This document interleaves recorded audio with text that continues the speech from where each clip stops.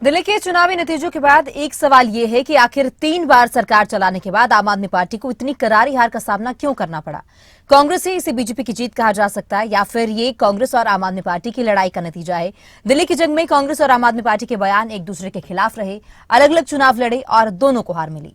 ये रिपोर्ट देखिए।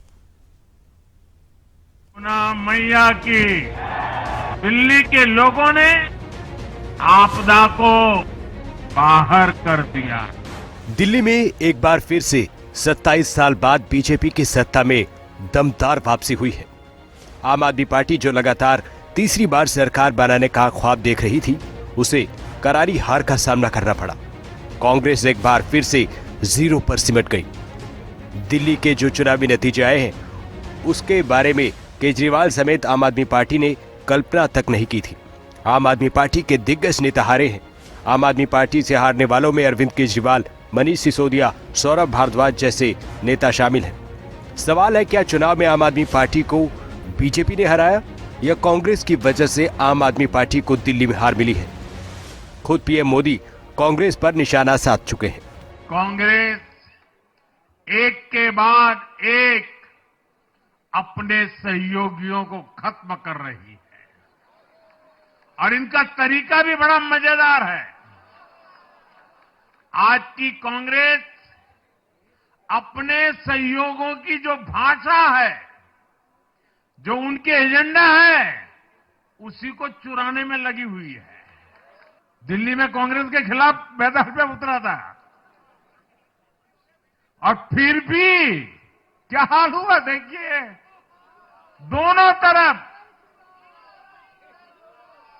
साथियों, वो कांग्रेस को रोकने में तो सफल रहे, लेकिन आपदा को बचाने में कामयाब नहीं हो पाए।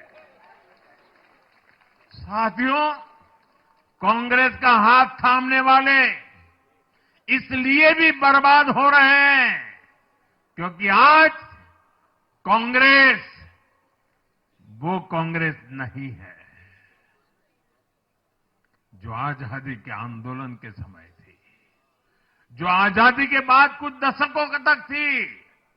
आज वो कांग्रेस नहीं है। दिल्ली के चुनावी प्रचार में कांग्रेस और आम आदमी पार्टी में खूब जंग देखने को मिली थी। एक दूसरे के खिलाफ खूब बयान दिए जा रहे थे। आपके खिलाफ मिशन दिल्ली में कांग्रेस ने कैसे मोर्चाबंदी की, वो समझ लीजिए। राहुल गांधी ने चुनाव प्रचार के दौरान केजरीवाल और मोदी को एक ही सिक्के के दो पहलू बताया। राहुल ने खुलकर केजरीवाल का विरोध किया।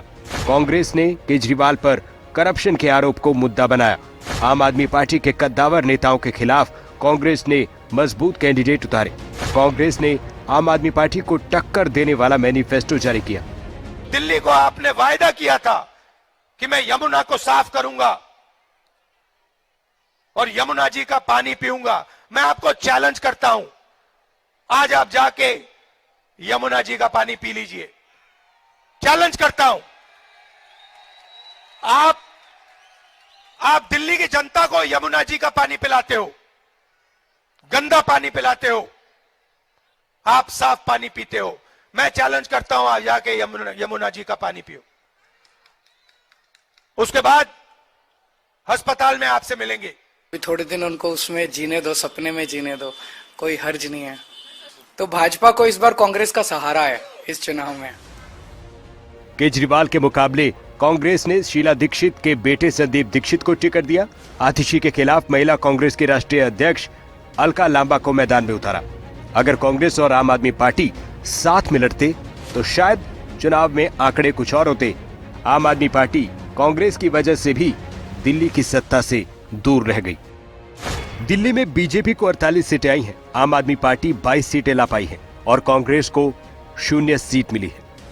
14 सीट पर आम आदमी पार्टी की हार का अंतर कांग्रेस को मिले वोट से भी कम है। नई दिल्ली सीट, यहाँ पर बीजेपी के प्रवेश वर्मा को 30,088 वोट मिले, केजरीवाल को 25,999 वोट मिले, कांग्रेस के संदीप दीक्षित को 4,568 वोट, अरविंद केजरीवाल 4,099 वोट से हार गए। ग्रेटर कैलाश सीट, यहाँ पर बीजेपी की शिखा रॉय को 49,554 वोट मिले, आम आदमी पार्टी के सौरभ भारद्वाज को 46,406 वोट, कांग्रेस की गर्वित सिंघवी को 6,711 वोट 3,188 वोट से सौरभ भारद्वाज हारे। जंगपुरा सीट पर तरविंदर मारवाहा को 38,859 वोट मिले। आपके मनीष सिसोदिया को 38,184 वोट मिले। कांग्रेस के उम्मीदवार फरहाद सूरी को 7,350 वोट मिले। सिसोदिया महज 675 वोट से हार गए। राजेंद्र नगर सीट पर बीजेपी के उमंग बजाज को 40,671 वोट मिले। आम आदमी पार्टी के दुर्गेश पाठक 1,231 वोट से हारे। दुर्गेश पाठक को 45,440 वोट मिले। कांग्रेस के विनीत यादव को 4,015 vote. Malviya Nagar seat BJP के सतीश उपाध्याय को 39,564 वोट मिले।